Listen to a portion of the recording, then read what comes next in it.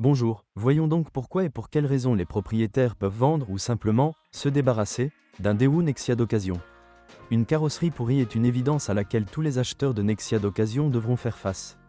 C'est peut-être une question d'héritage, car la Daewoo Nexia est une descendante directe de l'Opel Kadett. Et chaque automobiliste connaît des blagues sur la pourriture d'Opel. Lorsque vous choisissez une ancienne Nexia, faites attention aux portes d'entrée, elles s'affaissent souvent. Le métal des charnières des portes arrière rouille rapidement. L'ergonomie dans la voiture n'est ni bonne ni mauvaise, elle est inexistante. Dans les années 2000, un concours a été organisé pour déterminer le siège conducteur le plus inconfortable.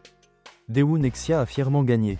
Au moins quelque part, le concepteur du poêle Nexia en enfer a prévu une chaudière séparée avec un système de chauffage, comme chez Daewoo, elle chauffe ou souffle de l'air glacial.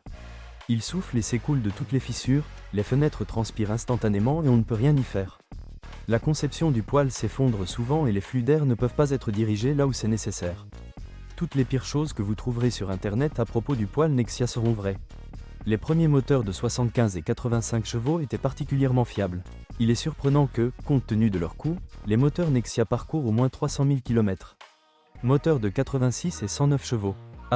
Après la mise à jour, ils ne sont plus aussi durables, mais restent fiables. Ils mangent du pétrole, mais avec beaucoup de précautions, ils parcourront 200 000 km jusqu'à la capitale. Tous les moteurs Nexia présentent trois problèmes typiques et communs. Les capteurs tombent en panne fréquemment et soudainement. En raison d'une mauvaise conception du vase d'expansion, un SAS est créé. De l'huile s'échappe sous le couvercle de soupape. Aucune transmission automatique n'a été installée sur le modèle, seulement une transmission manuelle. La transmission manuelle ne dispose pas de synchroniseur en première vitesse, elle ne s'enclenche donc qu'à des vitesses inférieures à 5 km/h. Le cordon de la boîte se désagrège à tout courant d'air, alors n'épargnez pas d'argent pour la climatisation. Avec les fenêtres ouvertes, le culbuteur sera emporté par le vent, mais l'embrayage durera environ 100 000 km.